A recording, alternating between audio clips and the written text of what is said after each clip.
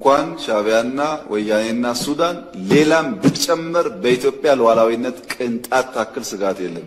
ቅንጣት ታክል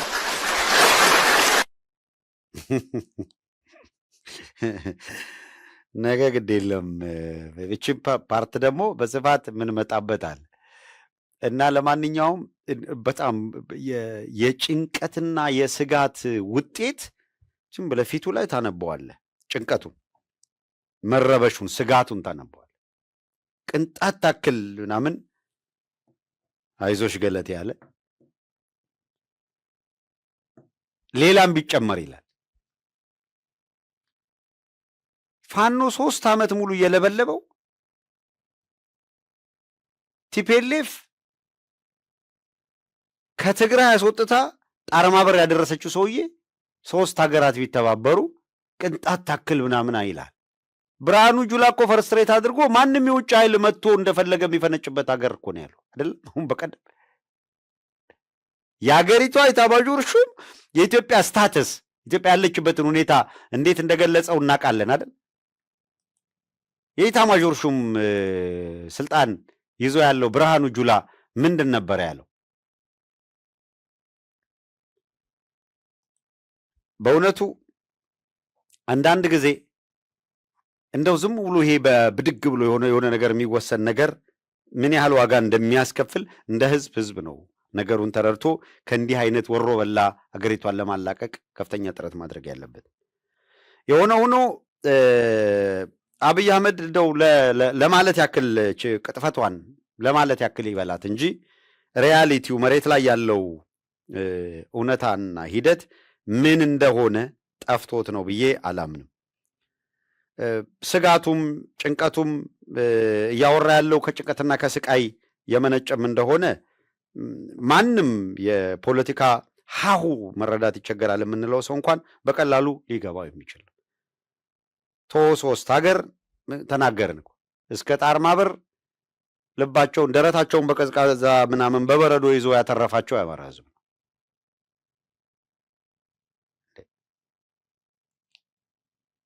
የማያውቁት በረሃ ቆላ ተንቤን እንሄዳለን ብሎ እግሩን ጆሮ ላይ ሰቅሎ የሮጠው ሁላ አሁን ወዴድ የትኛው አንድ ደግሞ ንግግር አለችው ቲፒኤልኤፍ ይልና እኔ እኮ አሁን ከቲፒኤልኤፍ ጋር እንደፈለጉ ይሆኑ አይመለከተኝ፣ ግን የሰውየው ቀጣፊነት ድልና ቲፒኤልኤፍ አይተዋወቁም አለ አብይ አህመድ። ድልና ቲፒኤልኤፍ አይተዋወቁም። እንደው አትሊስት ሌላውን እንቶ ድልና አንዳንድ የማይመስል ነገር ለምን 27 ዓመት አገሪቷን ገዙ ቀጥቅጠው ገዙ ይልና ድልና ቲፒኤልኤፍ አይገናኙ እና ማን የገዛው? ለ60 ዓመት ድልና ኦህዴድ ድልና ኦነግ ተገናኝተው አያውቁም። እውነታው እሱ። አሁን በሌላው ትግል በጩሉሌነት አብይ አህመድ ስልጣን ተቆጣጠረ። ተስፋ ቆርጦ የተበተነ የኦነግ ኃይል ተሰባስቦ አብይ ለዘላለም ይግዛ የሚል ሆይ ሆይታ ምናምን ፈጠረ። ደን መጨረሻ ላይ ዞሮ ራሳቸውን ወደ መግረፍ ሲሄድ ደግሞ ወደ ጸጸትና ወደ ምናምን ትሄድ።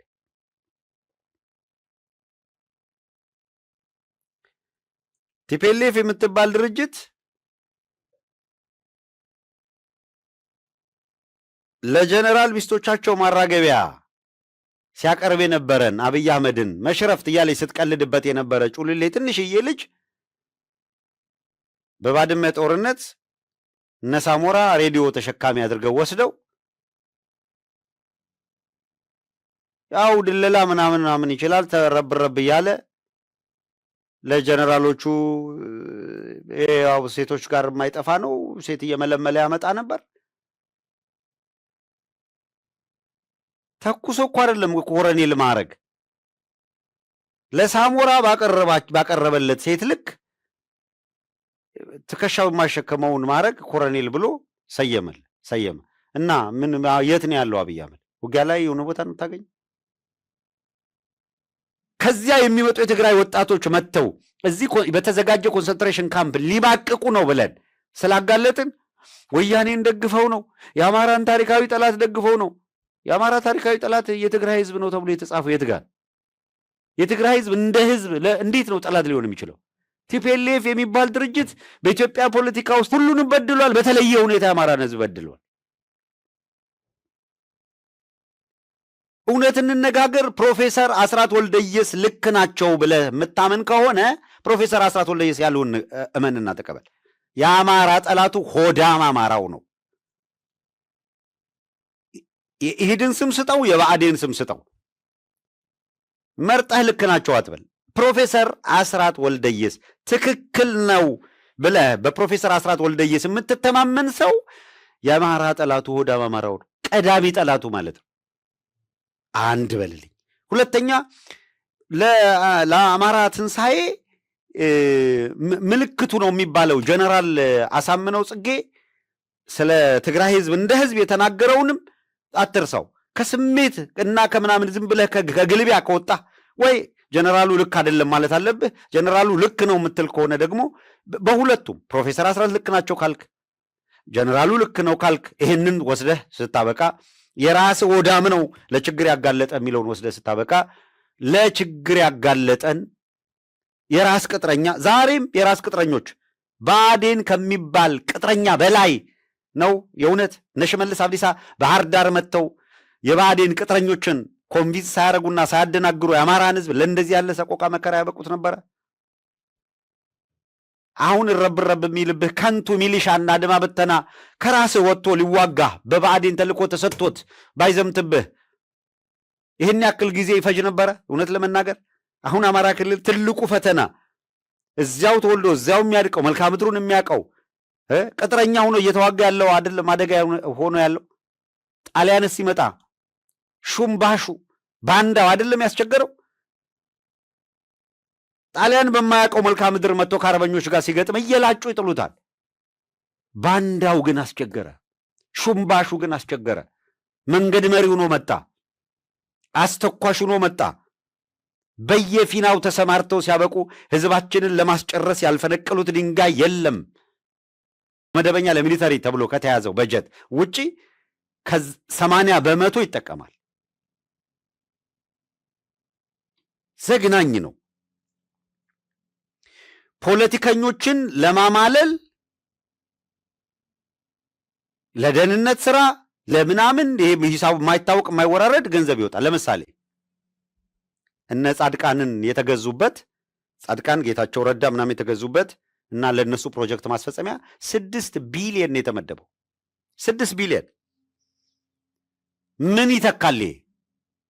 እስቲ ለነ ጌታቸው ረዳ የተመደበው 6 ቢሊዮን የትግራይ ውስጥ ያሉ አርሚዎችን በግዢ መበታተን ያለመ ነው።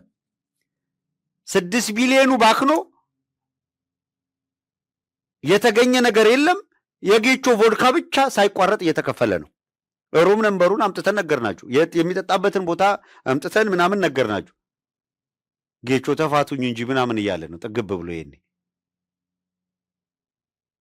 ሰው ለነሱ የተመደበላቸውን ገንዘብ እየበሉ ነው። የሀገሪቷ ኢኮኖሚ አፈር ሲበላ ፓርላማ ተሰብስቦ እጁ እስኪግል ያጨበጭባል። ቲፒኤልኤፍ በንፋስ ላይ የተበተነ ዱቄት ነው ያላቸው ሰውዬ አሁን ቲፒኤልኤፍ ሊወጋ ይመጣ ሲላቸውም ያጨበጭባሉ። እኛ እንደዚህ በድለኛ እንደዚህ ትታችሁ ልክ ትግራይ እንዳደረገችው ማለት ነው ትታችሁ ታርጌት አድርጋችሁ ወደ መጨረሻ የመጀመሪያው ማንጋ ነው የዚህ ሁሉ ቁስል የዚህ ሁሉ ሞት የኢትዮጵያውያን መንስኤ የት አካባቢ ሶርሱ የት አካባቢ ነው? ሶርሱን ምንጩን የማድረግ ስራ ላይ ነው መሰማራት ያለባችሁ ብሎ ዋና አገዛዙ አብይ ነው። የኢትዮጵያ ችግር ዋና መንስኤ እሱ ነው። ከድሮም ቢሆን ከኤርትራ ጋር የሚያጣላቸው ጉዳይ አልነበረም ነው የምለው። የተጣሉበትም በተለያዩ ወቅቶች በየጊዜው ገልጫዋለሁ። ለምን ተጣሉ፣ ምንስ መደረግ አለበት የሚለው የሚያጣሉት እንትኖችም የቦርደር ጥያቄዎች ብዙም ትልቅ ነገር ያልሆኑ ትንንሽ ነገሮች ሊፈቷቸው የሚችሉ ነገሮች ናቸው። በእሱ ምክንያት ነው የተጣሉት እና ይህንን አስተካክሎ በጋራ መስራት እና በጋራ መኖር ይችላሉ። የሚችሉም ስለሆኑ ነው አሁን እንግዲህ ይህንን ያደረጉት። እንደማየው ይችላሉ። በኤርትራ በኩል ብዙ ጥቅም ያገኛሉ። ወደ ውጭ ለመውጣት ለመሻገር የሚፈልጉትን መሳሪያም ይሁን ሌላ ነገሮች ለማምጣት የሚችሉበት ሁኔታ ይፈጠርላቸዋል፣ ተፈጥሮላቸዋልም። ከዚህም አልፎ እንግዲህ በኃይል ደረጃም በጋራ ሆነው ቢመክቱ ሁለቱም የራሳቸው ጥቅም አላቸው።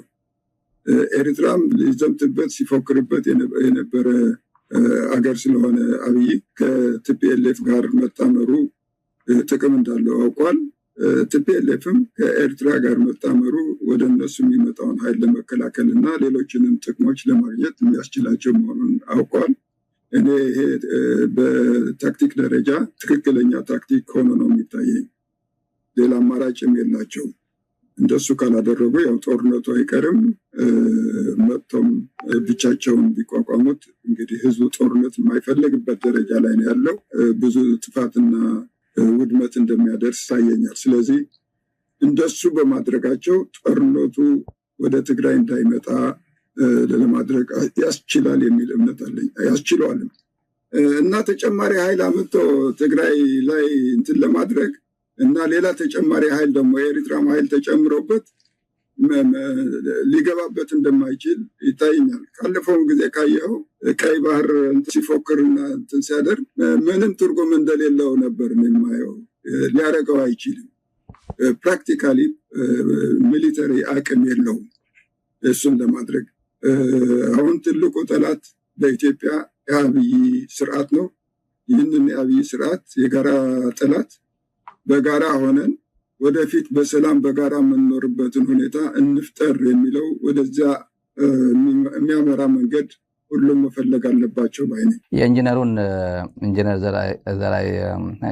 ግሌ ዘራጼን አማራ፣ ትግራይ፣ ኦሮሚያም ሁሉም ጉዳያቸው አንድ ነው፣ ጠላታቸው አንድ ነው። አሁን ትልቁ ጠላት የአብይ አገዛዝ ነው። ሆሪዞንታል ያለው እንትናቸውን አሰማርተው ያው አብይ እንደሆነ የቀይ ባህር ምናምን ስለነበረ ሁሉም አይቀርም ቀይ ባህር ምናምን ፎከራ ነው። አሁን ያስቆመበት ምክንያት ለምሳሌ ለመጀመሪያ ጊዜ ሊሆን ይችላል የቀይ ባህር የሚባል ፖለቲካ ከተነሳ በኋላ የመጀመሪያ የፓርላማ ውሎ ትላንት ብቻ ስለ ቀይ ባህር ሳይናገር የሄደበት ትላንት ነው። የምን ውጤት ነው? የጽምዶ ውጤት ነው። ሌላ ነገር የለም። ጽምዶ ቀይ ባህር በቦሌም ሆነ በባሌ የሚባለው በሙሉ አርሶ አደሩ፣ ካድሬው፣ ብርሃኑ ጁላ፣ አብይ አህመድ እንደተባለው በቀይ ባህርም ሆነ በቦሌም ሆነ በባሌ አይቀርም 1,000,000% ኢትዮጵያ ታፍና አትቀርም። አሉላ አባ ነጋ ዋይዝ ነበሩ፣ ዊዝደም ነበራቸው። በቃ ምናምን እና አባይና እንትን አይለያዩ፣ አባይና ቀይ ባህር አይገናኙም ይላል። ቤት በኩል ተገናኝቶ አባይ እኮ ከጣና ነው ከባህር ዳር ነው የሚነሳው። ቤት በኩል ባንዳ ልጅ ትናንት እሱ ወደ አፎን በሚልበት ጊዜ አለን ያጠራቀርነው አለ ዛሬ የሰውዬው ጉድ የሚያፈላ በአሳዛኝ ሁኔታ በአሳፋሪም ሁኔታ እነ መስፍን አራያን ተጠቅሞ አብይ አህመድ እየሰራው ያለውን አደገኛ የሆነ ወንጀል እና አደጋ ነው ለማሳየት እየሞከርን ያለ ነው። ከወጣቶቹ አንጻር ያነሳ ነው የአብይ አህመድ ቀጣፊ ካድሬዎች፣ ተከፋይ ካድሬዎች መተው እየሸሹ ያሉ የትግራይ ወጣቶች ከዛ ሸሽተው ወጥተው ከሆነ የሸሽተው የሚሄዱበት ቦታ ያለውን አደጋ ስለነገርናቸው ያላሉት ነገር የለም። ጌታቸው ረዳ አሁን መጣ። ባለፈው የሰራነው ፕሮግራም ላይ ማህተብ መተን ማህተሙ እንትን የማህተም ቀለም የለውምና በቮድካ ጨፈለቅ ነው ማለት ነው። ግን በቮድካ የሚሆን በምን ማህተም ነው? የማህተም ስትረግጡ ቀለም ላይ ነው አይደል? አርጋችሁ እኛ ቮድካ ላይ አርጎ ተመታ። ጌቾ ቮድካ ላይ ማለት ጌታቸው ደግሞ የእግዚአብሔር ፍጡር ነው እንዴት ቮድካ ይባላል ምናምን በለ ራሱ ይቀየማል። ራሱ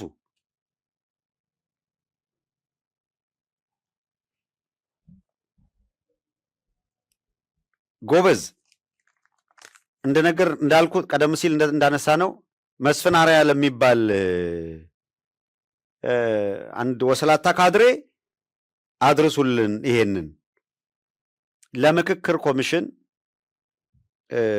የተላከው በአብይ አህመድ በኩል የተላከ እና የተሰጣቸው ትዕዛዝና መመሪያ ውሳኔውን ጨፌ ኦሮሚያ ላይ አስቀድመው የወሰኑት ውሳኔ እደግመዋለሁ። መስፍን አራያ ይሄ ውሳኔ ካልደረሰው ይደርሰዋል ብለናል።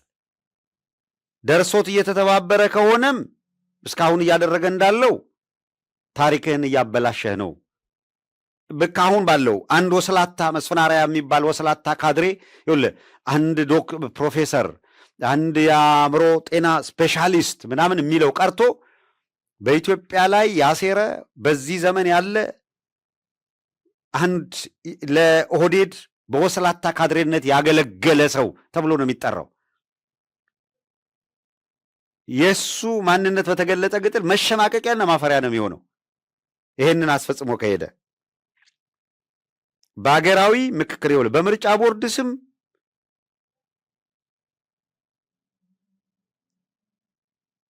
አሸንፍ ያለውና መንግስት ነኝ ምናምን የሚል ጫወታ እንደተጫወተ ሁሉ ጨፌው ምንድን ነው የወሰነው የሚለውን እናንሳ።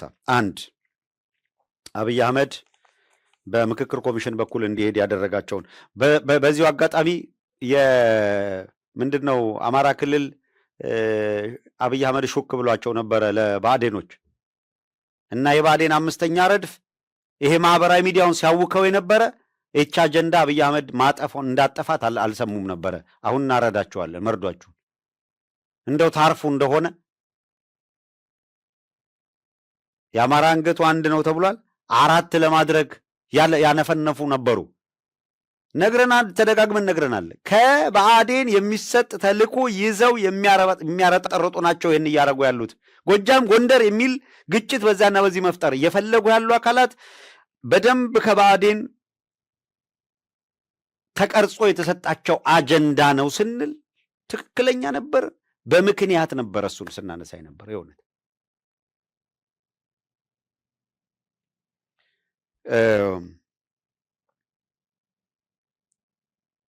እዛ ላይ ስናነሳው ከክላስተር ጋር ተያይዞ ስናነሳው አነሳዋለሁ። ወደ ስንት ነጥብ ለዛሬ ወደ 5 ወደ 6 ነጥቦችን ላንሳ። በተለይ 6 1 በምክክር ኮሚሽኑ ምንም አይነት የብሔራዊ ቋንቋ የሚባል ነገር እንዳይወሰን የሚል መመሪያ ሰጥቷል። አንድ በሉ በቃ አብይ አህመድ ወስኖታል። ተመካከረህ ምን ብለህ ምንም መወሰን አትችልም። አንድ ያደረገው ብሔራዊ ቋንቋ የሚባል ነገር አይኖርም የሚል ነው። አማርኛ የሀገሪቱ ብሔራዊ ቋንቋ ይሁን የሚለውን ጥያቄ እንደምታስታውሱት አማርኛ በአፍሪካ ህብረት የስራ ቋንቋ መሆን አለበት ምክንያቱም ምናምን ብሎ አብይ አህመድ ለሚዲያዋ ሲል ያኔ ተነስቶ የነበረውን ትልቅ አዲስ አበባ ላይ እነሱ የትምህርት ቤቶችን ምናምን ወረራ የሚያደርጉበት ሰዓት ስለነበረ እሷን ለማብረድ ጢባ ጢቤ የተጫወተ እንደሆነ በህዝብ እናውቃለን። አገር ውስጥ አማርኛ ብሔራዊ ቋንቋ መሆን የለበትም የሚል አቋም ይዞ ሲያበቃ አማርኛን ከሲቪል ሰርቪሱ አማርኛ ተናጋሪውን እያጸዳን ነው፣ እኛ በየክልሉ የራሳችንን እያስፋፋን ነው ወዘተረፈ እያሉ ሲገልጹ የነበሩ አካላት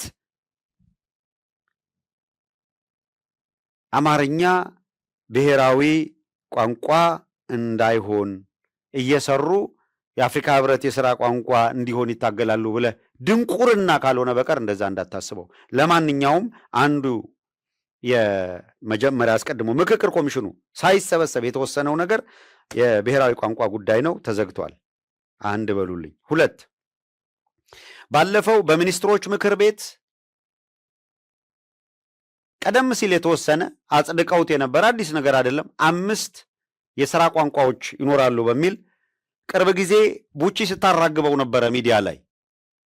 ያለ ነገር አይደለም፣ የሰጧት እንቅማ ነው። አሁን መረጃው ምን አመጣልን?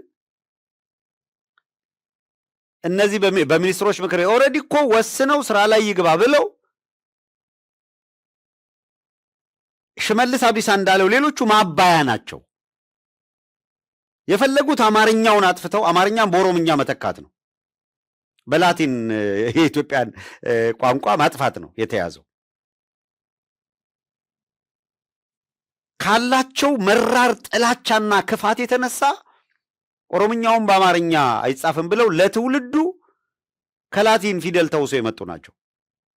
ኦሮምኛ ውስጥ በአናባቢነት አማርኛ ፊደሉ አያነባቸውም ብለው ያመጧቸው ፊደሎች 4 ምናምን ቢሆኑ ነው።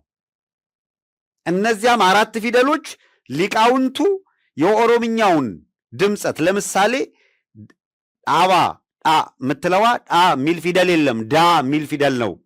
ዳባ አይደለም፣ አባ ነው የሚባለው። ሶ ዳ የምትለው ፊደል ላይ ምልክት ሲጨመርባት አ እንድትል ደም ዱ እንደሆነ ሁላ አ እንድትሆን የሚያደርግ ተብሎ ተጨመረኩ። በዚህ መንገድ ድምፀት እየፈጠሩ አጥንተው ሊቃውንቱ ያዘጋጁትን እምቢ ይሄማ በዚህ ከተጠቀምንማ የግዕዝ ፊደል ተጠቀሙ፣ አማርኛውን ተጠቀሙ ይሆናል፣ አማርኛ ፊደል እናስፋፋል፣ አማርኛ ከሚስፋፋ ላቲን ይስፋፋ ብለው እኮ ነው። አስበዋል። እኛን የጎዱ መስሏቸው ልጆቻቸው ትምህርት ቤት ሂደው 16 ሉክ ደብተር ይዘው ሳምንት አይማሩበትም። ስሙን ከናያቱ በ3 ገጽ ነው የሚጽፈው። ላቲን በጣም ድግግሞች ስለሚበዛው ስምህን ከናያት ጻፍ ቢባል 3 መስመር 4 መስመር አይበቃውም።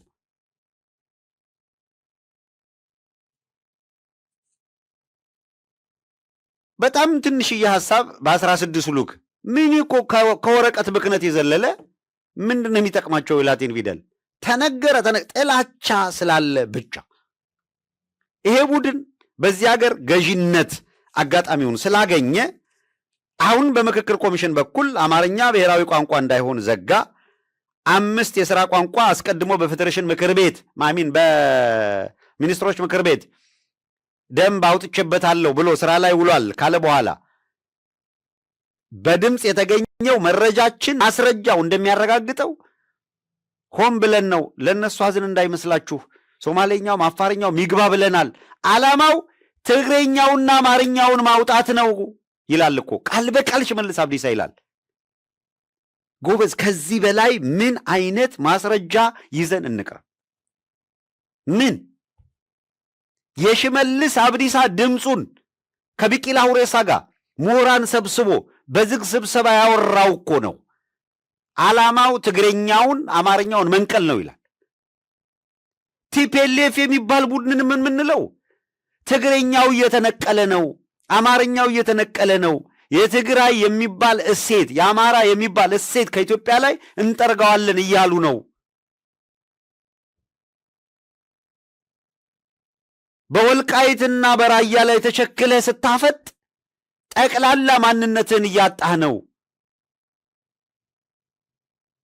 አጠቃላይ ህልውናህን ከዚህ አውዳሚ ኃይል ታደግና በአንተ መካከል ያሉ ቅራኔዎችን ፍታቸው።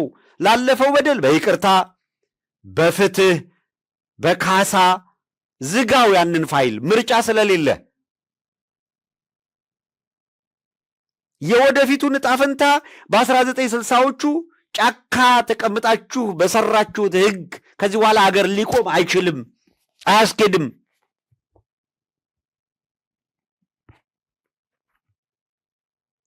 ተደጋጋሚ ጥያቄ፣ አንድ አይነት ጥያቄ የተለየ መልስ አያመጣም። ይሄ ትውልድ ባለፈው ላይ ተቸክሎ መጻኢውን እድሉን ጨለማ እንዳያደርገው እንነጋገር አይደል የተባለው? አእምሮ ያለው ሰው ይሄን ነው የሚቀበለው። የእውነት በእውነቱ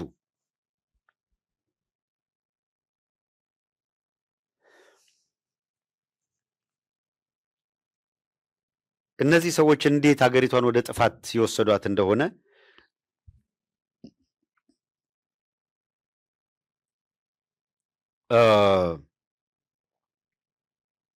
ይህንን መገንዘብ ይህንን መረዳት ያስፈልጋል።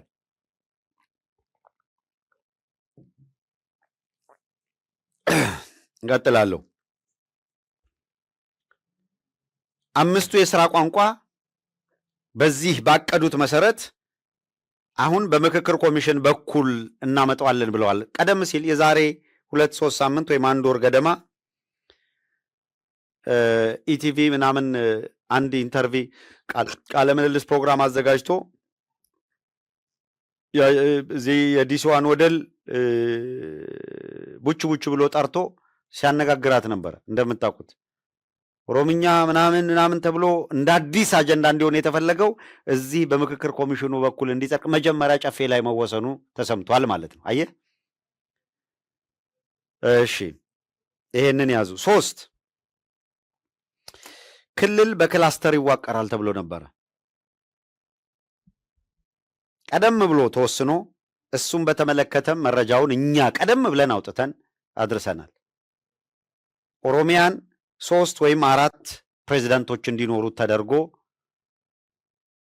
በማዕከል ደረጃ ግን በአንድ ፓርቲ ጥርነፋ ውስጥ ስለሆነ ያሉት ኦህዴድ ስለሆነ ያለው 4ም ለምሳሌ ተወውና አንድ ኦሮሚያ ላይ ከአፋር አወል አርባ ከአማራ ክልል ቀንዳውጣ ከምናምን እንኳን መጥተው አንድ ፒፒ በሚባል ድርጅት ውስጥ አይደለም የሚመሩት።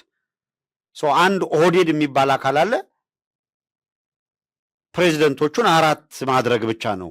በቃ ይሄ ነበረ ካልኩሌሽኑ፣ ወይም 3 ማድረግ። አማራው ጋር ግን ምንድን ነበረ ካልኩሌት ተደርጎ የነበረው? በክላስተር የክልልነት ጥያቄ ኢንተርቴን ሊደረግ ነው ተብሎ አብይ አህመድ ይሄ ነው የሚተገበረው ተብሎ ነግሯቸው የብአዴን ሰዎች እያንዳንዱ ይሄ አክቲቪስት በዚህ ተሰደድኩ ብሎ የመጣው ምናምኑ በዙም ስብሰባ ማታ ማታ እያናገሩ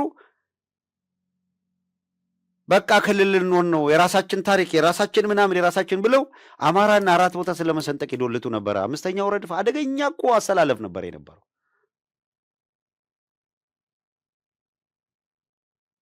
በስተመጨረሻ እነ 5ኛው ረድፍ ሰዎች የአማራ ብሔርተኝነት ወይም የአማራ መሰባሰብ በብሔራዊ ማንነቱ በብሔር ማንነቱ መሰባሰብ እኛንን ወላጅ አባቱ አሉ እና አሁን ከዛ ወተን የኢትዮጵያኒስት ምናምን ገለመሌ አይነት ነገር ይላል። ኢን ሚድል ኦፍ በአስከፊ ጦርነት ማለት ነው።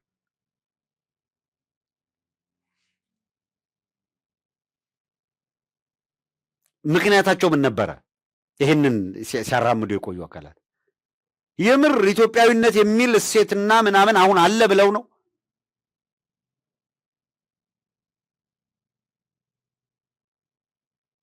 አገሪቷ አልፈረሰችም የምንለው በእያንዳንዱ በተለይም መፍረሷን አቅደው አልመው እንድትፈርስ እየሰሩ ያሉ አካላት መጀመሪያም የለችም ብለው አፍርሰዋታል። አገር መፍረስ የሚጀምረው በሰው አእምሮ ውስጥ ነው። ኢትዮጵያ ሳትፈርስ ያለችው የት ጋ ነው? እንደው በቀዳሚነት ጥራ ብትባል የእውነት እስካሁን ድረስ ተገንጥዬ አገር ልስራ የሚል ጥያቄ ሳያነሳ በተለያየ መልኩ ይሄ ሁሉ 40 ዓመት ተረግጦ ቲፒኤልኤፍ እንዳነሳው ዲፋክቶ አላለም። አማራው እንደነ ለንጮ ለታ ለኢትዮጵያዊነትማ እንደራደራለን አላለም። የቀኝ ግዛት ጥያቄ ነው ሁላ እያሉ ነገር ሲጎትቱና ሲያነሱ የነበሩ አሉ። እንደምታውቁት በጣም አስቀያሚ ነገሮች በአማራ ሕዝብ ልቦና ውስጥ ኢትዮጵያ የምትባል ሀገር አብባለች እንጂ በህሊና አልፈረሰችም።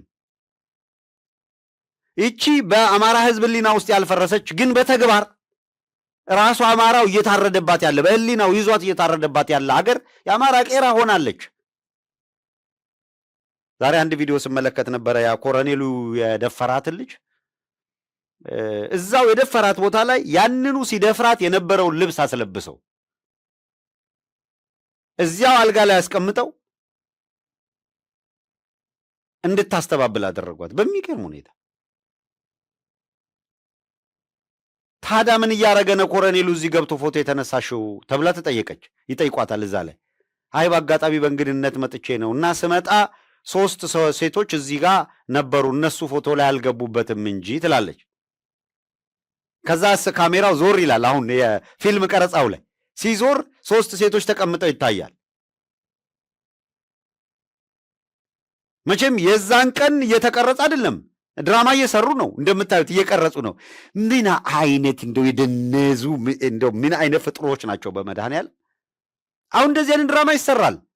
ልጅቷ ያንኑ ልብስ ለብሳ እዛው አልጋ ላይ ተቀምጣ ኮሎኔሉ እዚህ ጋር ነው የተቀመጠው፣ እኔ እዚህ ጋር ተቀመጥኩኝ ትላለች አልጋው ላይ።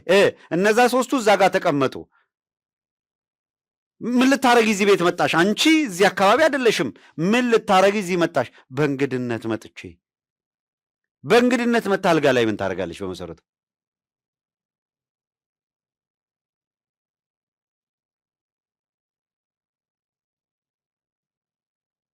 እና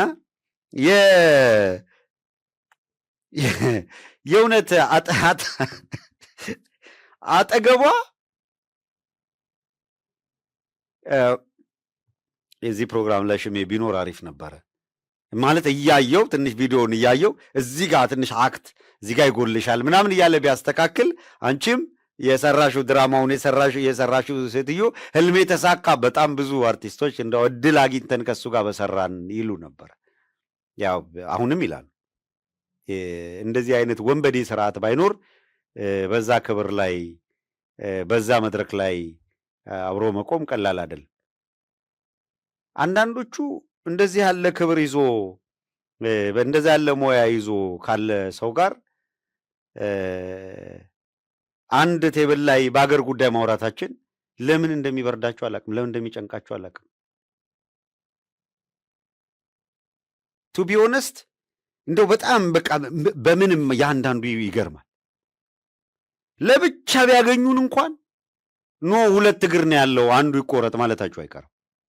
ለብቻ ቦል የምር አይ አረ ኖ እግሩ ሁለት ነው አሁንማ እግሩ ይቀራል የሚል ምን እንደሚፈልጉ ግራ ይገባል እኮ ግራ በቃ። እና ሴትዮዋ ልጅቷ ተውኔቷን ሰራች፣ ኤንዌይ ተወነች እና አሪፍ ደግሞ በማት አርቲስት አሉ አይደል እንዴ ወስዳችሁ እነሱንም ወይ ብታሳዩ ወይ እነሱን ብታሰሯቸው እዛው በመንግስት አካባቢ ያሉ አርቲስቶች። ልጅቷ አልጋዋ ላይ ቁጭ ብላ እዚህ ጋር ነበረ ፎቶ አነሳኝ አለች። እንዴ ታዲያ ለምን ፎቶ ተነሳች? ጠያቂም እኮ አለ ደግሞ እንድታብራራ ነው። ለምን ፎቶ ተነሳች ሲል አይ እንደው ዝም ብሎ ለመሞከር። አንድ ኮሎኔል እሷን እዛ አልጋ ላይ ደግሞ ማታ ነው ትላለች እና እንዴት መጣሽ እዚህ ቤት ስትባል ነይ ቡና ጠጪ ተብዬ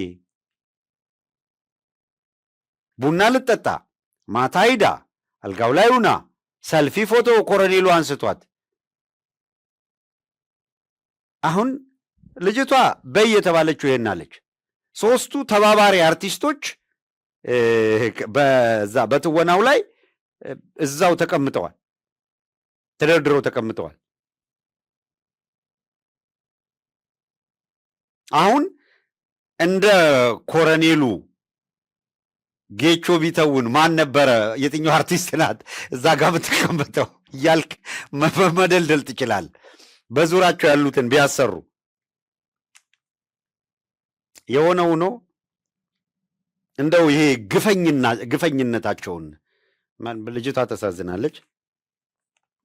እንደገና ሁለተኛ ጥፋት እያጠፉ ያሉ እንደዚህ ክፋታቸውን ኃጢአታቸውን ሊያስተባብሉ የሚሄዱበት መንገድ ሁላ የሚገርም ነው። ልቀጥል። ሌላውን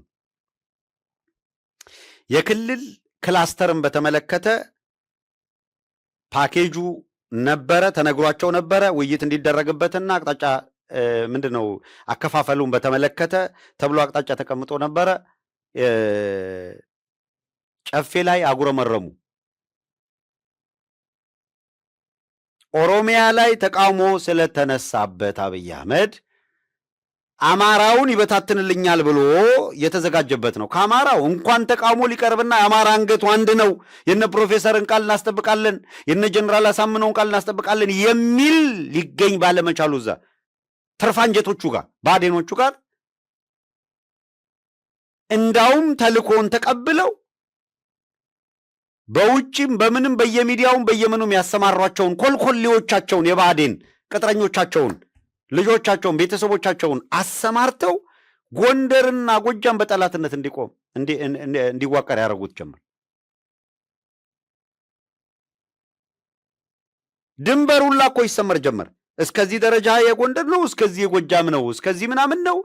እዚህ ደረጃ ሁላ ውስጥ ብአዴን ከቶት ንትርኩን ተውትና በፋኖ ውስጥ የመሰባሰብ ዋናዋ ስር የሰደደችው ነገር መነሻዋ ለአንድነቱም እንቅፋት የሆነችዋ ብአዴን ይሄ ቤት ስራ ተሰጥቶት ይህን እየሰራ ስለነበረ ነው። አሁን ያ ቀርቷል ተባሉ። ትንሽ ለጥቂት ጊዜ ደግሞ ወሽመጣቸውን ስለቆረጠው እንደዛ ብሎ ቀርቷል ለተወሰነ ጊዜ ስላላቸው ትንሽ ረገብ ይሉ ይሆናል። አሁን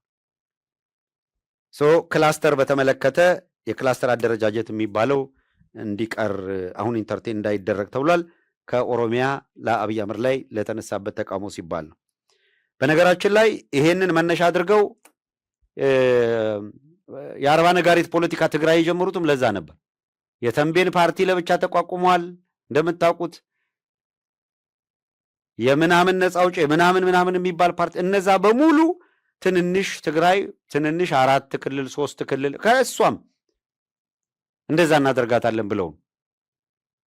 በነገራችን ላይ ዋግምራን ጨምሮ ከተንቤን ጋር አንድ ላይ አድርጎ ክልል እናደርጋለን የሚል እሳቤ ነበረው። ዋግምራ ብቻ አይደለም እስከ ላሊበላ የመምጣት ፕላን ይዘው ሰሞኑንም አንድ እንቅስቃሴ ጀምሮ አልነበረ? አብይ አህመድ እስከዚህ በፊት ሂዶ አክሱምን የሰራችሁ ምናምን ሲል ሰምታችኋል አይደል? እንደዛ አቀላቅሎ የተወሰነ ነገር አፈራርሶ መጫወት የፈለገው ነገር ነበረ። አሰብ ሄዳለሁ የምትለውም ጨዋታ ከብዙ ነገር ጋር የሚገናኝ ነበር። አሁን ግን ከራሱ ተቃውሞ ስለተነሳ ኦሮሚያን ልትከፋፍልብን ነው የሚል ጥያቄ ስለተነሳ ለዛ ሲባል ይቅር ብሏል።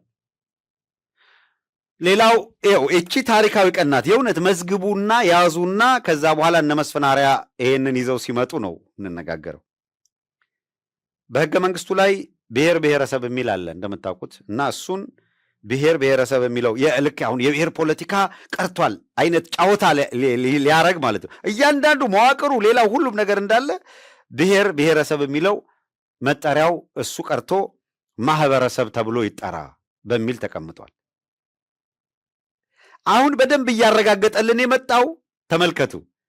ለምን ቀንድ አውጣ አላችኋት ብለው ሲከራከሩ የነበሩ የኡጋንዳ ቀለብተኞች፣ እዛ ካለ አንድ ቀለብተኛ ሌላው ያነሳው ነው። አንድ ለምን ቀንድ አውጣ ተባለች። ሁለተኛው ስለ ብሔረሰብ ማለት ብሔር ማለት ምንድነው? እንደ አዲስ እንላለን። እዚህ ቡቺ ተነስታ ኦሮምኛ ቋንቋ ምንድነው? እንደ አዲስ እነዚህን አሁን በጦርነት ማለት እነዚህን አጀንዳዎች ይዘው የመጡት የሚል ለካ ጫወታው ሌላ ነው። ብሔር ብሔረሰብ የሚለው ከዚህ በፊት በጣም በተደጋጋሚ ስናነሳው ነበር። በተለይ ለግዕዝ ቅርብ የሆነ ሰው ቃሉም የግዕዝ ስለሆነ እግዚአ ብሔር አገር ብቻ ሳይሆን ዓለም ለሚለውም ይሆናል። ብሔር አገርም ወክሎ ይቆማል፣ ዓለምንም ወክሎ ይቆማል። እግዚአ ብሔር ማለት የዓለማት ገዢ ማለት ነው። እግዚአ ብሔር የዓለማት ገዢ፣ የዓለማት አለቃ፣ የዓለማት አዛዥ፣ የዓለማት ንጉሥ፣ የዓለማት አባት አምላክ ማለት ነው እግዚአብሔር ማለት። ብሔር ብቻውን ሲቆም ዓለምንም አገርንም ወክሎ ሊቆም ይችላል። ብሔረሰብ ስትል በአካባቢው ላይ ያለው ሕዝብ ማለት ነው። ማህበረሰብ የሚለው ኮሚኒያል ማህበረሰብ፣ የማህበረሰብ እድገት ውጤት ቤተሰብ፣ ጎሳ፣ ነገድ እያለ እየመጣ እያደገ ሄድና ብሔረሰብ ስትል የዚህ አካባቢ ህዝብ። እግዚአብሔር እግዚአ ገዢ የዓለማት እንዳልከው ብቻ ብሔረሰብ የዚህ አካባቢ ሰው፣ የዚህ ሀገር ሰው እንደማለት ነው። በፖለቲካ ለጥጦ ሶሻሊስቶቹ እንደወሰዱት አይደለም ነው። ብሔር ብሔረሰብ ምናምን እንዴት እንዳደበላለቁትም አላውቅም።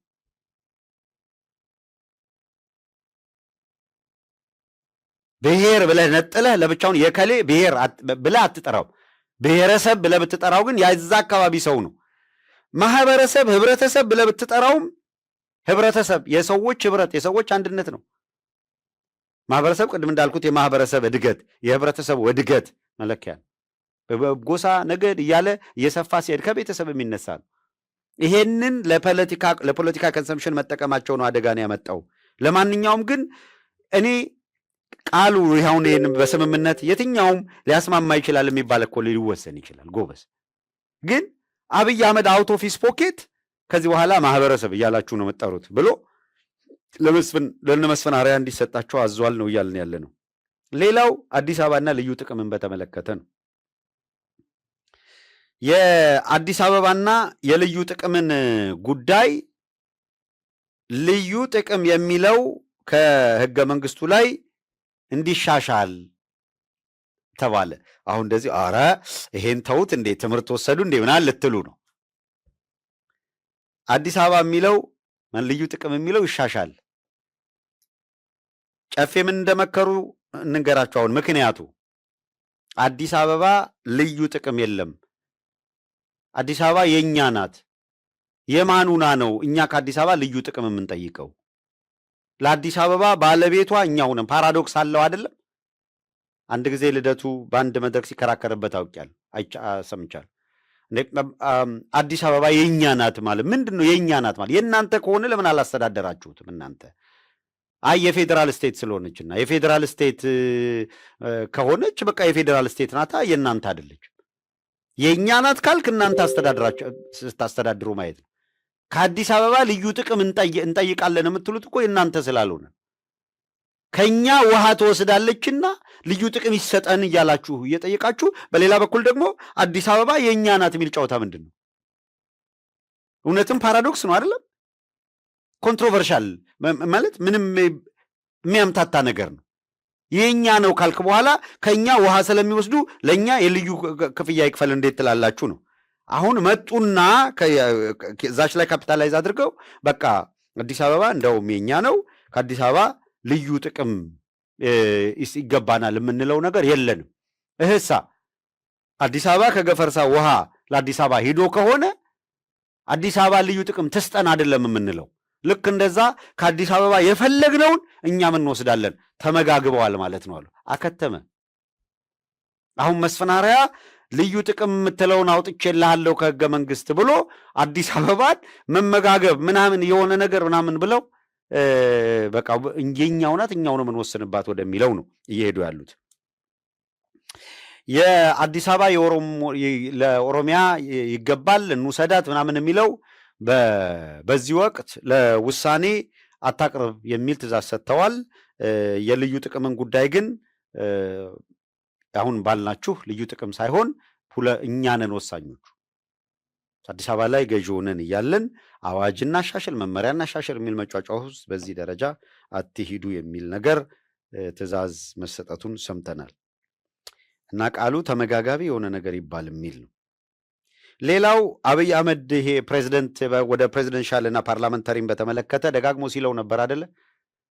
ፕሬዚደንትነት ፓርላመንታሪ ቀርና ኢትዮጵያ በቀጥታ የሚመረጥ ፕሬዚደንት እንዲኖራት ነው የሚል መስፍን አርአያን ልታስፈጽም ነው። ሰምተናል፣ እየነገርን ነው። ምን አደረገ?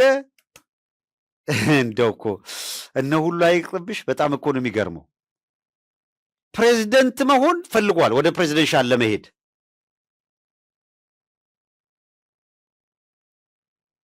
ከዛ ደግሞ የፕሬዚደንት ምርጫ ካልክ መቼም ፓርቲ ብቻ አይደለም፣ በግል ማንም ሊወዳደር ይችላል። እንዳውም አንድ ሰው አስደንግጦታል። አይ ቲንክ ሞገስ፣ የቀድሞ ባልደረባ ሞገስ ዘውዱ አነጻጽሮ አንድ ጊዜ ጽፏል። የቴዲ አፍሮ ሙዚቃ እንዳወጣ ቴዲ አፍሮና አብይ አህመድ ለፕሬዚደንትነት ይወዳደሩ ቢባል ለቁጥር ሊገናኝ በማይችል ደረጃ ዘርሮ አሸንፎት መሪ ይሆናል አለ። ይህንን የሚያሳይ ብሎ ምልክቶች ዳታ ያመጣ ነበር። ሰው አብይ ሲያስበው አሁን ይሄ በምርጫ ጭበርብር ያለው ምናምን እንደሚለው የፕሬዚደንሻል ምርጫ ላይ ሞብ ስለሚኖር ህዝብ በብዛት ስለሚኖር ይሄ እንደዚህኛው ተስፋ ቆርጦ ምናምን አይደለም፣ ኢንዲቪጁዋል ነው፣ ግለሰብ ነው የሚመርጡት። ሲያስበው ፈራ። ገፍቶ እስካሁኑ ሰዓት ድረስ ፕሬዚደንሻል ይሆን ነበር ሲል የነበረው አረጋለሁ ሲል፣ አሁን ምን አደረገ? መሪው በፕሬዚደንት ይሆናል አለ። ጠቅላይ ሚኒስትር የሚለው ይቀርና ግን ደግሞ ስርዓቱ ፓርላመንተሪ ይሆናል አለ። እንዴ ፓርላመንተሪ ከሆነ ፕሬዚደንት አለ ከተባለ ፕሬዚደንቱ ፓርላማ እስካለ ድረስ ፕሬዚደንቱ በአደባባይ ተወዳድሮ አይመረጥም። አይ የሚሰየመው ፕሬዚደንት ይሆናል፣ ፓርላማውም እንዳለ ይሆናል። ፕሬዚደንቱ የሚመረጠው በፓርላማ ነው። አሁን አሜሪካ ውስጥ ኮንግረስ አለ አይደል? ፕሬዚደንት ትራምፕ እና ሌሎቹ ተወዳድረው ህዝብ መሪውን መረጠ ሳይሆን ፓርላማ ይመረጣል። ልክ እንደ አሁን እንዳለው ማለት ነው። ምንድነው ዓላማው? ፕሬዚደንቱ ርዕሰ ብሔር ነው እንደምታውቁት አይደለ? በዚያ በኢትዮጵያ ሀገር ርዕሰ ብሔር ይባላል። የኛ ሀገር ፕሬዚደንት አምባሳደር ሲመጣ ከመቀበልና ሽንት ቤትና መንገድ ከመመረቅ የተለየ ፋይዳ የላቸውም የፕሬዚደንት ስልጣን እና አንብቦ የተባሉትን ጽሑፍ ማንበብ ነው።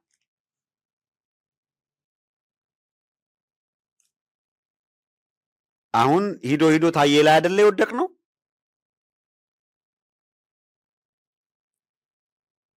ታዬን ወደ ትልልቅ ዓለም አቀፍ መድረኮች ምናምን መውሰድ በማደጎ ወስደው አንመልስም ሊሉ ይችላሉ። እዛ ሱቅ ስትል አለዛ አቅፈው እያስገሱ ያስነብቧታል። እቺ ኩርማን ሰውዬ በጣም እየተጫወተች ነው በሀገራችን። በጣም የሚከፋ ካለ በደንብ ይክፋ። ይኸውልህ እኛ ላይ ሞት ያነበበብልን ሰውዬ እኔ ይህንን ስላልኩት ከከፋ እሱ ሲተኩስ ጥይት እየተኮሰ ሰው የሚያስገድል ነው። እየፈጀን ያለ ሰው ነው። በእያንዳንዱ ሰው ህሊና ከዚህ የተለየ ምስል ሊኖረው የሚገባ ሰው አይደለም ታዬ አጽቀሥላሴ። ዞሮ ጊዜን ሌላ እንደውም በዚህ እንዳላባክነው እነ ታዬ አጽቀሥላሴ ፕሬዚደንት የሚሆኑበትን ቦታ ይቅር አለ። ዋይ ዓለም ላይ የኛዎቹ ስር እንዳልኳችሁ ሽንት ቤት ከመረቅ አምባሳደር ሲመጣ ከመቀበል የዘለለና ጽሑፍ ከማንበብ የዘለለ ፋይዳ ስለሌላቸው በሌላው ዓለም ግን በፕሮቶኮል ደረጃ ለምሳሌ ስብሰባዎች፣ ሰሚቶች ይጠሩና የተለያዩ ሀገር ጠቅላይ ሚኒስትሮች መጥተው እያለ በፕሮቶኮል መጀመሪያ የሚደረጉት ፕሬዚደንቶች ናቸው፣ ርዕሰ ብሔሮች ናቸው። ፕሮቶኮሉ ከፍ ይላል። አብይ ጩልሌዋ ምንድን ነው እዚህ ጋር የፈለገችው? የጠቅላይ ሚኒስትርነት ስልጣን ቀርቶ ፕሬዚደንት እንዲሆን እሱ የትም ሀገር ሲሄድ በፕሮቶኮል ቅድሚያ የሚሰጠው እንዲሆን ነው። እቺ ናት የፕሮቶኮል ትርፍ አላት። ከዚህ የዘለለ ርዕሰ ብሔር የሚባል ስያሜ ወስዶታል። ርዕሰ ብሔርነትን በፓርላማ መጥቶ ደግሞ የጠቅላይ ሚኒስትርነቱን ሚና ወስዷል። ሁሉንም ጠቅልሎ መውሰድ ነው፣ ሌላ ነገር የለው። ከዚህ ቀደም ሲገልጽ ኃላፊነቶች እኮ ተከፋፍለናል፣ ትልልቅ የአገሪቷ ስልጣኖች ብሎ አንዱ የፕሬዝደንቱ ነው፣ አንዱ ጠቅላይ ሚኒስትሩ ነው፣ አንዱ ኤታማዦር ሹም ነው፣ አንዱ ምናምን ሲል ነበር። ምንድን ነው አፈ ጉባኤዎች ሲል ነው እንጂ ነበር። አፈ ጉባኤውን ቶ አባዱላን ጠይቀው የአፈ ጉባኤ ስልጣን ያዋጣል አያዋጣም ብላ አባዱላን ጠይቀው። ከክልል መሪነት ተነስቶ አፈ ጉባኤ ላይ ሲቀመጥ እንደ ዶሮ ኩልኩልት ነው ያወጣው። ስለተመቸው ጥሩ ስለሆነ አይደለም፣ ከተራ ተላላኪነት የዘለለ አይደለም። ለአብይ አህመድ እናጨብጭብ ሲባል በመዶሻ ቴብል መደብደብ ይሄ ስራ ነው እንዴ?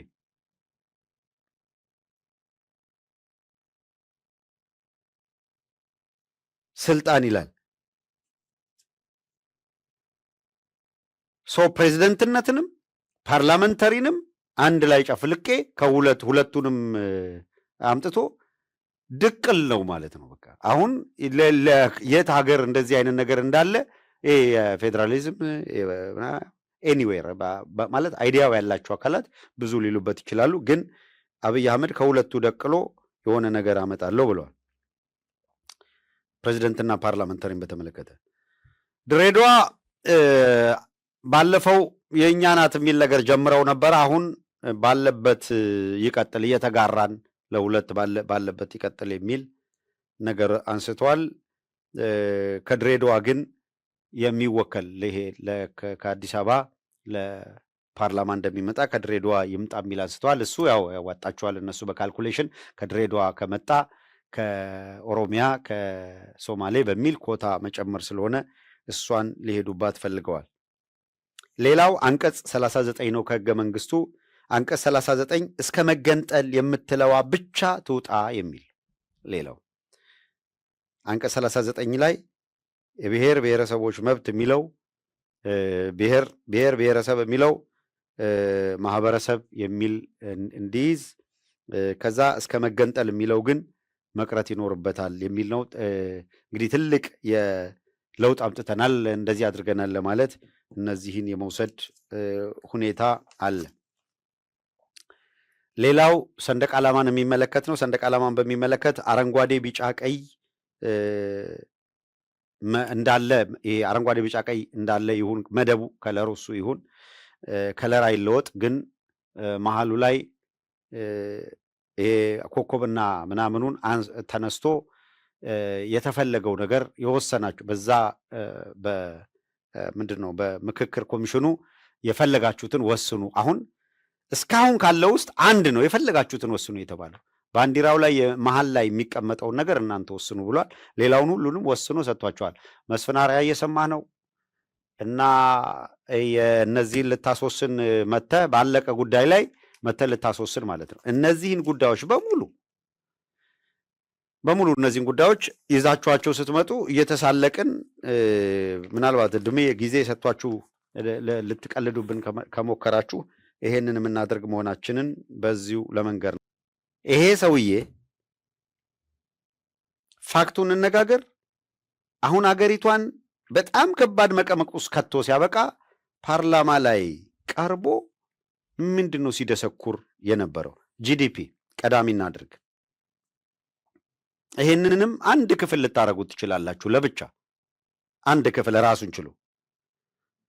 እሱ ከተናገረው አንጻር አደግን ተመነደግን ምናምን አለ። በ9.2 አድገናል። እንዲህ የኢትዮጵያ ጂዲፒ በ9.2 አድጓል የሚል ቅጥፈትን የቀጠፈው ሪያሊቲው ምንድን ነው? እውነታው ግን ምን ይመስላል? አሁን ኢትዮጵያ ውስጥ ያለው የጂዲፒውን የሚፈትነው የካፒታል ኤክስፔንዲቸር ሙሉ በጀቱ ያውም ቀድሞ ያልተያዘ የሚሊተሪ በጀት ነው።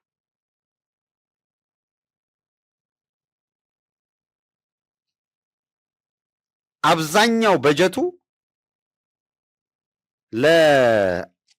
ቀደም ሲል እንዳነሳሁት ለአርሚ ኤክስፔንዲቸር እንዲውል የተደረገ ነው አብዛኛው በጀት።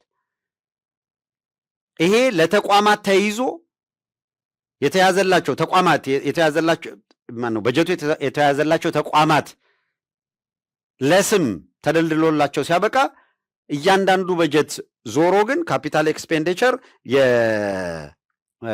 ምንድነው የመከላከያ የጦርነት ወጪ ነው። ምርታማነት የሚባል ነገር የለም። የአርሶ አደሩ አያመርትም፣ ፈርትራይዘር አያገኝም። ምክንያቱም ማዳበሪያ አሁን በጣም እጅግ ውድ ነው።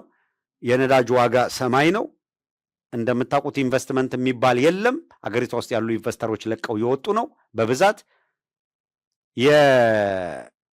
በክላስተር ይሰሩ የነበሩ ይሄ ምንድን ነው የሚባሉት የኢንዱስትሪ ዞን ምናምን የሚባሉት አብዛኛው ቦታዎች ላይ ፈርሰዋል እና አገሪቷን ትተው ከሄዱ በኋላ አብይ አህመድ በኢንዱስትሪ ዞን የተከለሉ ቦታዎች ዝም ብለው የተቀመጡ ምናምን ብሎ ሊያጣጥላቸው ነው የሞከረው።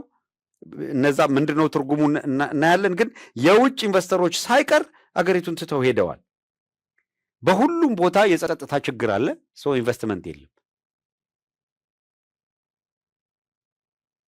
ማኑፋክቸሪንግ የሚባል ነገር የለም።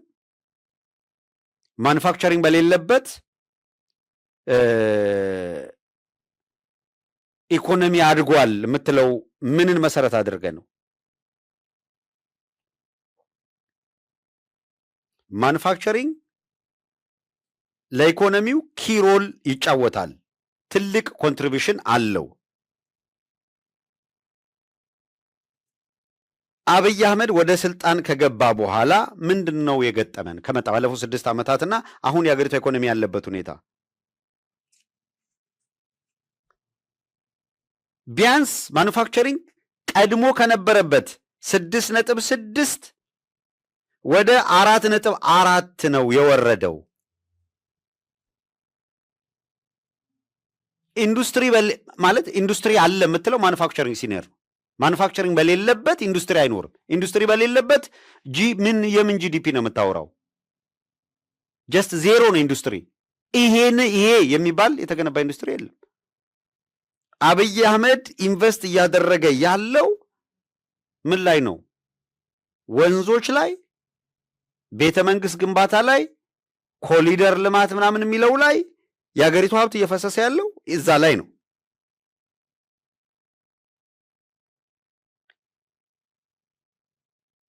እድገት 9.2% እድገት አስመዝግበናል እየተባለ በዩናይትድ ኔሽን ሪፖርት የተካተተውን እናንሳ። የዩናይትድ ኔሽን ሪፖርት ከወጣ ኦልሞስት ዓመት እየሆነው ነው። በዩናይትድ ኔሽን ሪፖርት መሰረት 86 ሚሊዮን የኢትዮጵያ ህዝብ 86 ሚሊዮን በፐርሰንት ከ72 እስከ 83% የሚደርሰው የአገሪቱ ህዝብ አብሶሊት ፖቨርቲ ላይ ነው። የመጨረሻ ድህነት ላይ መሰረታዊ ነገሮች እንኳን ሊሟሉለት ያልቻሉ። አስተውሉ። የእኛ ሪፖርቱ የማን ነው? የዩናይትድ ኔሽን ሪፖርት ነው። ኢትዮጵያ ውስጥ አለ የሚባለው ከድህነት ወለል በታች እየኖረ መሰረታዊ ፍላጎቱ ያልተ አብሶሊት ፖቨርቲ ውስጥ ያለ አካል ማለት መመገብ የሚቸገር ነው። የውሃ አቅርቦት፣ ንጹህ መጠጥ ውሃ አቅርቦት የለውም። የትምህርት ቤት ችግር አለበት። የጤና ጣቢያ ችግር አለበት። መንገድ፣ ውሃ፣ መብራት እንደዚህ የሚባሉት ነገር የሉትም። ፍጹም ድሃ ማለት ነው። ኢህአዴግ በነበረበት ጊዜ ከድህነት ወለል በታች ይኖሩ የነበረው 40% ነበር። ኢህአዴግ ከድህነት በታች ይኖር የነበረውን 40% ከድህነት በታች የሚባለው ወለል ማለት ነው። ያኛው ይሄ ፖቨርቲ ሬት ውስጥ ያሉ አሉ። ከድህነትም ደግሞ በታችም ይባላል። የመጨረሻው ከድህነት በታች 40% ነበረ። ኢህአዴግ በሚመጣበት ጊዜ ወደ 28% አውርጃለሁ ነበረ የኢህአዴግ መለኪያ ወይ መፈክር። 28% አውርጃለሁ። አሁን የትኛውንም ዓለም አቀፍ ሪፖርት መነሻ አድርጋችሁ ፈትሹት። የአብይ አህመድ አገዛዝ ደግሞ ከድህነት በታች ያለው በኢህአዴግ ጊዜ ከነበረው 28% ወዴት አሻቀበ? ወደ 33%። ተጨማሪ 1 ዓመት ቢጨምር 2 ዓመት ቢጨምር 7%ቷን 1 ዓመት ቢጨምር 7%ቷን አካቶ መልሶ 40% አረገው ማለት ነው። ከ40 ዓመት በፊት ወደ ነበርክበት ማለት። ይሄ ሆኖ እንግዲህ ኢማጅን ከድህነት ወለል በታች የሚኖረው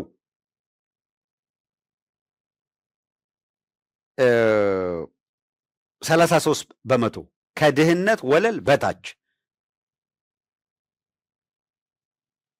በድህነት ውስጥ የሚኖር የዩናይትድ ኔሽን ሪፖርትን መነሻ አድርገን 86 ሚሊዮን ህዝብ ወይም 72%። ምን እየተካሄደ ነው? እነዚህ ሪፖርቶች ምን እየተናገሩ ነው?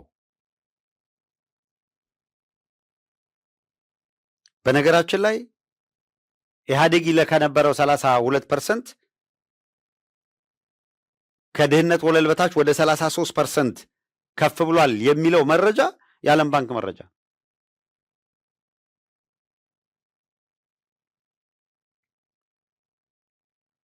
ይሄ ሪፖርት ከወጣ ቅድም እንዳልኩት ዓመት ሞላው።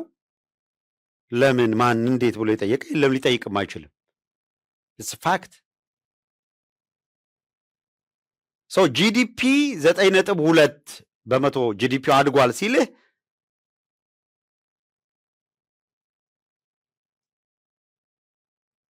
በዘረዘርነው መሰረት ካፒታል ኤክስፔንዲቸር በጀቱ ለሚሊተሪ የተያዘ ነው።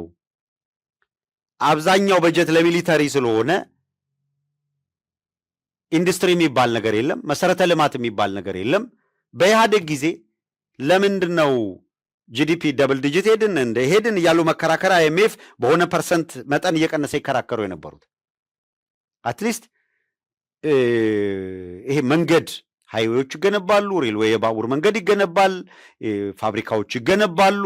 በጣም በየቦታው ላይ ነበሩ። በጣም የኢንዱስትሪ በስፋት በሚገነባበት ጊዜ ከአቅም በላይ የሚባለው እና ቀንሱ ብዙ አትገንቡ የሚባለው ብዙ በገነባ ቁጥር እድገት ነው። ነገር ግን በልክ እየመጠንክ ካልሆነ ኢንካም ከማምጣት ጀነሬት ማድረግ የሚጀምሩበት ጊዜ ከራቀ ትርፍ የሌላቸው ወይም ገንዘብ የማያመጡ ተቋማት ለረጅም ጊዜ ቆዩ ማለት ነው። እሱ መልሶ ገበያውን እየጎዳው ነው የሚሄደው። ስለዚህ ኢኮኖሚስቶች ይሄ ትክክል አይደለም፣ ተመጥኖ መሄድ አለበት ነው የሚሉት። የአብይ አህመድ እኮ ሪፖርት ለመሰብሰብ ተቸግረው እኮ የሰሞኑ ስናነሳ የነበረው የዓለም ምግብ ድርጅትና እርሻ ድርጅት አሁን ባለው ሁኔታ በትክክል ለመግለጽ በአሁኑ ዩናይትድ ኔሽን 86 ሚሊዮን የሚለውን አምጥቷል። እነዚህ ድርጅቶች አሁን አክቹዋል ድሃውን መቁጠር ፈልገው የሚቻል አይደለም ወደሚል ነገር ነው። በቃ በትክክል ቴክኒካሊ መመዘኛዎች የሚመጣ ሪፖርት ልናገኝ አንችልም ወደሚል ድምዳሜ ነው የደረሱት። ሁለተኛው ላይ ሊድ የድህነቱን አይነት አንዳንዶቹ በተለይ እነዚህ የኢንዲፐንደንት ኢኮኖሚስት የሚባሉት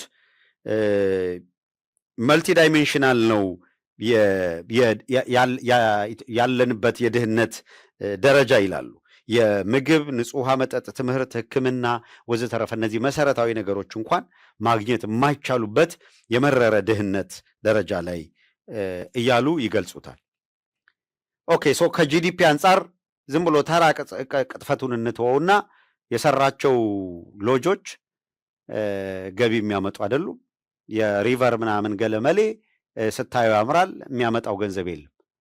ሀገሪቷ ገንዘብ ፈሶ ከሆነም ከሚሊታሪ ውጪ ሚሊታሪ ነው ብክነት ነው። ከሚሊታሪ ከጦርነቱ የምታገኘው የለም፣ ወጪ ነው። ሪቨር ምናምን ብሎ ወንዝ አጸዳለሁ የሚለው ወንዞቹ መጽዳታቸው ጥሩ ነው፣ የሚመጣ ገቢ የለም። ፓርክና ምናምን ሎጅ ብሎ ገንብቷል፣ ከነሱ የሚመጣ ገቢ የለም። ቤሳቢስቲን ገንዘብ የለም።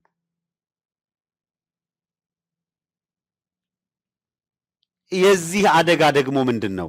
ሁለተኛው ላይ እንሂድና ስለ ኢንፍሌሽን ያወራውን እናንሳ። ከጂዲፒ ጋር አያይዘን ተወራራሽ ስለሆኑ መልሰን የምንጠቅሰው ነገር ስላለ አሁን ኢንፍሌሽንን በተመለከተ ምንድን ያለው 9.7 በመቶ ነው ያለው አይደለም። ኢንፍሌሽን 9.7 በመቶ እውነታው እሱን ነው ወይ የሚያሳየው? አሁን ቅድም ያነሳሁትን እዚህ ጋር ልድገመው። ፋብሪካ፣ መንገድ፣ ባቡር፣ ድልድይ፣ ከዛ ምርታማነት አርሶ አደሩ በጣም በከፍተኛ ሁኔታ ወደ ማምረት ካልገባ ተውትና የአርሶ አደሩን የሚገነቡ ፋብሪካዎች፣ የሚሰሩ መንገዶች፣ ባቡር፣ ድልድይ ወዘተረፈ አሉ አይደለ? እነዚህ እንኳን መገንባታቸው ያው በዓለም የኢኮኖሚስቶቹ እንደሚሉት መለኪያ የእድገት መለኪያ ተደርገው የሚወሰዱ ናቸው። በኢህአዴግ ጊዜ መንገድ ይሰራል፣ ባቡር አለ፣ ትምህርት ቤቶች፣ ዩኒቨርሲቲዎች በጣም ብዙ ይገነቡ ነበረ። ጤና ጣቢያዎች፣ ሆስፒታሎች ምናምን በየቦታው በፉክክር ይገነቡ ነበረ። የከተማ እድገት የአርባናይዜሽን እየተስፋፋ ነበረ። እነዛ በሙሉ ሰርቪሶች እያደጉ መጥተዋል። እነዚህ በማደጋቸው ቢያንስ ፋብሪካ በሚሰራበት ጊዜ ምንድነው ሰራተኛ የአንኤምፕሎይመንትም እየቀነሰልን የሚሄደው። እነዚህ ፋብሪካዎች ግን ማምረት እስከሚጀምሩ ድረስ ኢንፍሌሽን ይጨምራል። በኢህአዴግ ጊዜ የነበረው የኢንፍሌሽን ችግር የሚመነጨው ይሰሩ የነበሩ ኢንዱስትሪዎች፣ ፋብሪካዎች ወዘተረፈ በከፍተኛ ሁኔታ መብዛት፣ እነዛ ፋብሪካዎች ማምረት ሳይጀምሩና ገቢ ማምጣት ሳይጀምሩ በብዛት ፋብሪካ እየገነቡ በሄዱ ቁጥር ኢንፍሌሽን እየጨመረ መሄድና ኢኮኖሚውን ታማሚ ያደርገው የነበረው ይሄ እንደሆነ ነው የሚናገሩት ኢኮኖሚስቶቹ። የአብይ አህመድ ሪዞርት፣ የወንዝ ዳር ልማት፣ ቤተ መንግስት፣ ኮሪደር ጊዜ ሳይሆን ወደፊት ምንም ነገር ቤሳቢስቲን አያመጡም። አዳነች አቤቤ እንዳለችው ወቅት አደረጋላችሁ ነው እዛ ጋር ያለችው። የአገሪቱ ኢኮኖሚ ተሰብስቦ እዛ ጋር ነው የፈሰሰው። ያዙልኝ 1.5 ትሪሊየን ለአዲስ አበባ ወንዝ ልማት የዋለ ነው። ይሄ ማለት 1.5 ትሪሊየን የአዲስ አበባ ከተማን በጀት 3 እጥፍ የአዲስ አበባ ከተማ በጀት 3 እጥፍ የወጣበት ፕሮጀክት $100 የሚያመጣ አይደለም። ወይም 50,000 60,000 ብር የሚያመጣ አይደለም። እንዳውም ለእድሳት ሌላ ወጪ ያስወጣል። 1.5 ትሪሊየን ያወጣህበት ፕሮጀክት ሰራተኛ ይቀጥራል። የት ጋ ነው? እንዴት አይነት ኢንፍሌሽን ነው የሚመጣው? እንዴት አይነት የኢኮኖሚ እድገት ነው? የቱ ጋ ነው ኢንፍሌሽኑ? የቱ ጋ ነው የኢኮኖሚ እድገቱ? እውነቱን እነዚህ የተሰሩ ያሉት ከሆነ ቦታ ገንዘብ ተገኝቶ አይደለም። 1.5 ትሪሊየን ለወንዝ ልማት አውለነዋል ብለው ፎቶ ይነሱበታል። አዳነችም ወካ አድርጉበት አለች። ኦኬ 1.5 ትሪሊየኑን ከምን ይመለሳል? ይሄ ገንዘብ ከየት የመጣ ነው? በብድር መጥቶ ከተሰራ ብድሩን የሚመልስ ነገር የለማ እኮ። ከዚህ ፕሮጀክት ላይ ለዚህ ፕሮጀክት የሚያበድር አታገኝም።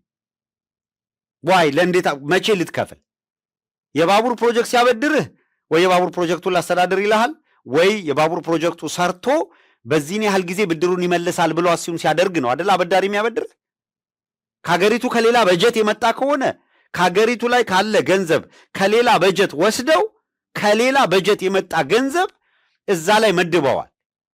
ኦኬ ያንን የሚተካው አለ ወይ? የለም። ስለዚህ በምንድን ነው እየተሰራ ያለው? ገንዘብ በማተም በቃ የሆነ ያለው ይሄ ነው። የብር ኖት በከፍተኛ ሁኔታ ገንዘብ ያትማሉ፣ ገበያው ላይ ያመጡታል፣ ኢንፍሌሽኑ ሰማይ ይሄዳል፣ ኑሮ ምስቅልቅሉ ይወጣል። ከዛ በሪፖርት መጥቶ የደላት የሞቀች ሀገር ይልሃል ማለት ነው።